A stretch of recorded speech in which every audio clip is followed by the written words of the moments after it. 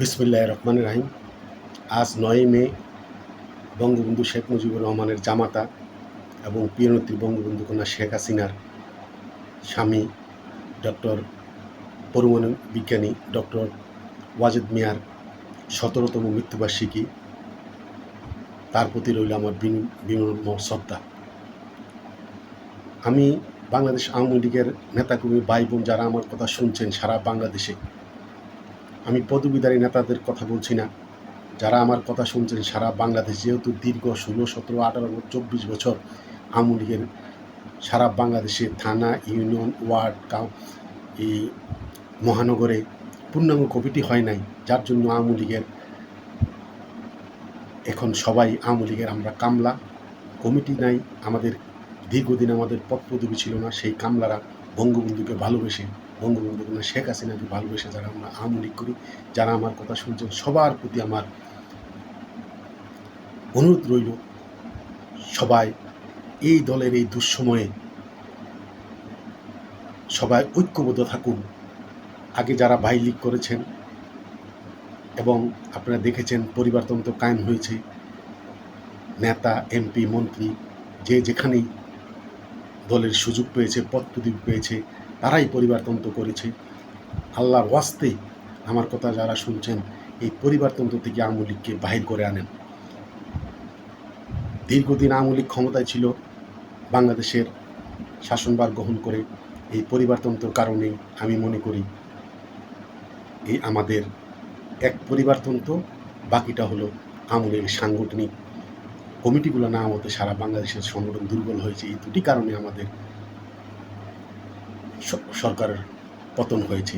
ঠিক তেমনি পশ্চিমবঙ্গে মমতার এত জনপ্রিয় থাকা সত্ত্বেও শুধু তার নেতাকর্মীদের দুর্নীতি এবং পরিবারতন্ত্র, তার ভাতিজা অভিষেক বন্দ্যোপাধ্যায়কে দলের দায়িত্বে এনে এই তৃণমূল কংগ্রেস নিঃশেষ হয়ে গেছে, যার জন্য তারা ক্ষমতাচ্যুত হয়েছে। ভবিষ্যতে আর কোনো দিন আমাদের জীবদ্দশায় তৃণমূল ক্ষমতায় আসবে কি না আমি বিশ্বাস করতে পারি না। কারণ এখন যারা বিজেপির থেকে শুভেন্দু হতে যারা বিজেপির দায়িত্বে আছে, তারা সবাই তৃণমূলের সাথে ছিল। এখন শুভেন্দু যেহেতু মুখ্যমন্ত্রী হয়েছে, তিনি তার পরিচিত যারা এখন তৃণমূলে আছে তাদেরকে এই দলে টেনে এনে এই দলটাকে নিঃশেষ করে দিবে। তাই বাংলাদেশ আওয়ামী লীগের যারা আমার কথা শুনছেন, বঙ্গবন্ধুর কোনো প্রিয় নেত্রী শেখ হাসিনা যদি আমার কথা শুনে থাকেন, আমার কাছে আপনাদের কাছে অনুরোধ, এখনই বাংলাদেশ আওয়ামী লীগের কমিটিগুলার করার মোক্ষম সময়। কারণ এই সময় হাইব্রিড কাউয়া তারা থাকবে না। দলের এখন যারা দায়িত্ব নিবে তারা বুঝে শুনে দায়িত্ব নিবে, যারা দলের নিবেদিত প্রাণকর্মী, যারা বঙ্গবন্ধুকে ভালোবাসে, আওয়ামী লীগের বঙ্গবন্ধু আদর্শকে বুকে লালন করে যারা আওয়ামী লীগটা করছে, আওয়ামী লীগের জন্য যারা জীবন যৌবন বিসর্জন দিতে প্রস্তুত, বিগত দিনে দিয়েছে, ভবিষ্যতে দিতে প্রস্তুত, তারাই পদ পদবি নেবে। তাই সারা বাংলাদেশের আওয়ামী লীগের থানা, উপজেলা, ওয়ার্ড, মহানগর, জেলা এবং ওয়ার্ড কমিটি, প্রত্যেকটি কমিটি আহ্বায়ক কমিটি করে যারা এখন দায়িত্ব নিতে চায় তাদেরকে দায়িত্ব দিয়ে দলটাকে চাঙ্গা করা হোক। আমার বিশ্বাস সারা বাংলাদেশে আওয়ামী লীগের এখন এত জনপ্রিয়তা হয়েছে, সারা বাংলাদেশে একটাই আওয়াজ যে শেখ হাসিনাই ভালো ছিল, তাকে ছাড়া এই দেশ কেউ পরিচালনা করতে পারবে না।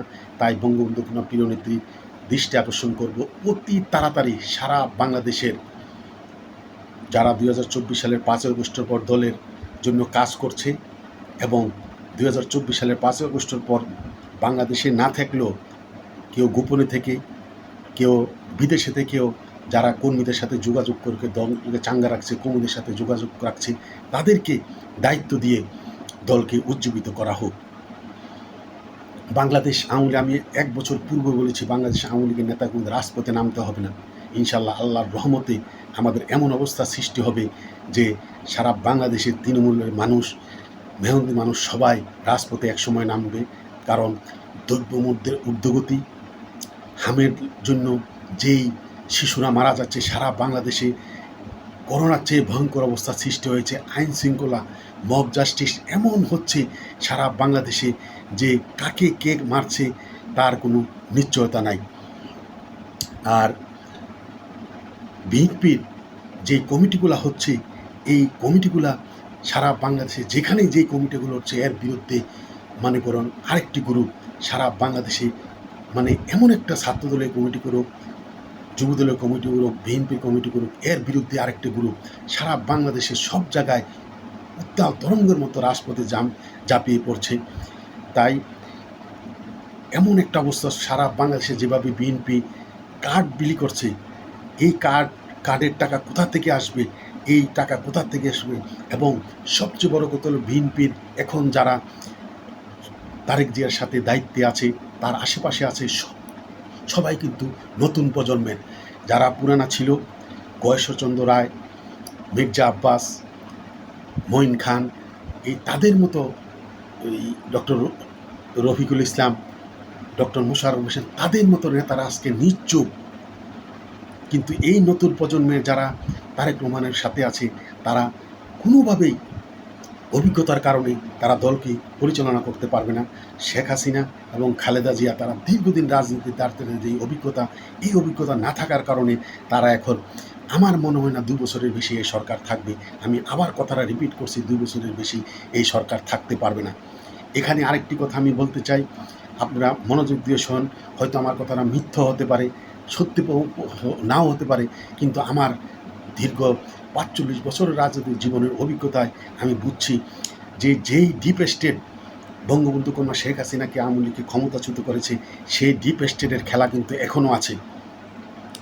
ইউনূস কিন্তু বাংলাদেশে আছে। ইউনূস 1 বছরে ভিভিআইপি তার নিরাপত্তা নিয়ে সে আছে, এবং আমেরিকার ডিপ স্টেটের কারিশমেটিক যে কাজগুলো করে যাচ্ছে আমেরিকার পক্ষ হয়ে সেই খলিলুর রহমান, সেও কিন্তু এখন পররাষ্ট্রমন্ত্রী হিসাবে আছে। জামাত, এনসিপি, তারা আমার মনে হয় যে এই সুযোগটা নিবে ডিপ স্টেট। যে এর মধ্যে দেখেছেন খলিলুর রহমান চীনে গিয়েছে, এটা কিন্তু ট্রাম্প কোনোভাবেই মেনে নিতে পারবে না। তাই এই ডিপ স্টেটের খেলা এখনও আছে। আমার মনে হয় এই খলিলুর রহমান এই 2 বছরের ভিতরে আপনারা দেখবেন যে আবার এই ডিপ স্টেটের আর্থিক সহযোগিতায় ডক্টর ইউনূসকে দিয়ে বাংলাদেশে যখন এখন বিভিন্ন কারণে আইনশৃঙ্খলা, হামের এই বিদ্যুতের সমস্যা, খাদ্যদ্রব্যের সমস্যা, ঊর্ধ্বগতি, এবং এমন একটা আইনশৃঙ্খলার অবস্থা সৃষ্টি হয়েছে যে তারেক রহমান আর এই ব্যাংকিং যে সেক্টরে যে সমস্যা, তারেক রহমান কোনোভাবেই এই দেশটি পরিচালনা করতে পারবে না। এই সুযোগে যেহেতু আমেরিকার ডিপ স্টেট ডক্টর ইউনূস এই খেলাটি এই জন্য খেলবে যে জানে আওয়ামী লীগের নিষেধাজ্ঞা, এই নিষেধাজ্ঞা ওঠানো হবে না। এই যদি নিষেধাজ্ঞা ওঠানো হয় বিএনপির জন্য ভালো হবে, আর ওঠানো হবে না ওঠানো হলে তখন এই ডিপ স্টেটের দেশের এই অরাজকতার সুযোগে ডিপ স্টেটের সহযোগিতায় এনসিপি, জামাত এবং এই খলিল, এই ডক্টর ইউনূস কিছু কুলাঙ্গার বুদ্ধিজীবীদের নিয়ে আবার একটি আন্দোলন করে, এই আন্দোলনে বিএনপিকে ক্ষমতাচ্যুত করে, তখন আবার ডক্টর ইউনূসকে প্রেসিডেন্ট করে এনসিপি এবং জামাত ক্ষমতার মসনদে ওঠে। স্বাধীনতার পক্ষের শক্তি আওয়ামী লীগকে হটিয়ে এখন বিএনপিকে হটিয়ে যে তারা আবার এই ডিপ স্টেটের সহযোগিতায় ক্ষমতায় আসবে। আমি বলে রাখলাম 2 বছরের মধ্যে এমন একটি আন্দোলন হওয়ার সম্ভাবনা আছে। তাই এটা থেকে বাঁচতে হলে বিএনপিকে একটি উপায় আছে। বিএনপি যদি আওয়ামী লীগের নিষেধাজ্ঞা তুলে দেয়, আবারও বলছি, বিএনপি যদি এখনও আওয়ামী লীগের নিষেধাজ্ঞা তুলে দেয়, আওয়ামী লীগ চাইবে আগামী 5 বছর বিএনপি ক্ষমতায় থাকুক। তারা কোনোভাবেই তারা ঠিকমতো দেশটি পরিচালনা করতে পারবে না। আর বাংলাদেশের মানুষ একটি সরকারকে বারবার চায় না। তখন অবশ্যই বিএনপি ওই আগামীতে তত্ত্বাবধায়ক সরকারের অধীনে নির্বাচন হলে আওয়ামী লীগ ক্ষমতা আসবে, বিএনপি বিরোধী দলে যাবে। এর মধ্যে এনসিপি, জামাতের কোনো অস্তিত্ব থাকবে না। আর যদি আওয়ামী লীগের নিষেধাজ্ঞা তাহলে না হয়, তাহলে বিএনপি এই ডিপ স্টেটের পরে নিঃশেষ হয়ে যাবে। আমি আরেকটি কথা বলে রাখলাম, ডিপ স্টেটের যদি আবার জামাত, এনসিপি, ডক্টর ইউনূসরা যদি আবার ক্ষমতায় আসে, তখন আবার ওই 21 আগস্ট গ্রেনেড হামলা, বিভিন্ন মামলায় তারেক রহমানকে এবং বিএনপিকে আবার নিষেধাজ্ঞা দিয়ে রাজনৈতিক বিএনপি এবং আওয়ামী লীগের নিষেধাজ্ঞা দিয়ে এই দলটিকে স্বাধীনতার পতাকা নিভিয়ে তারা আবার ৭১-এর পরাজিত শক্তিরা আবার পাকিস্তান এবং আমেরিকার সহযোগিতায় তারা দেশ পরিচালনা করবে। আর তখন আমি বলে রাখছি, হয়তো আমি বেঁচেও দেখে যেতে পারি, নাও দেখে যেতে, আমার কথাটা আপনারা স্মরণ রাখবেন, তখন এই বিএনপি আওয়ামী লীগের সহযোগিতা চাইবে জামাত এনসিপির বিরুদ্ধে আন্দোলন করার জন্য। সেদিনটি আর বেশি দূরে নয়। পশ্চিমবঙ্গে শুভেন্দু অধিকারী আজকে শপথ নিয়েছে। আপনারা দেখেছেন, সে কিন্তু আগে বিগত 2 বছর অনেক কথা বাংলাদেশের বিরুদ্ধে করেছে, কিন্তু এখন সে দায়িত্ব নিয়েছে।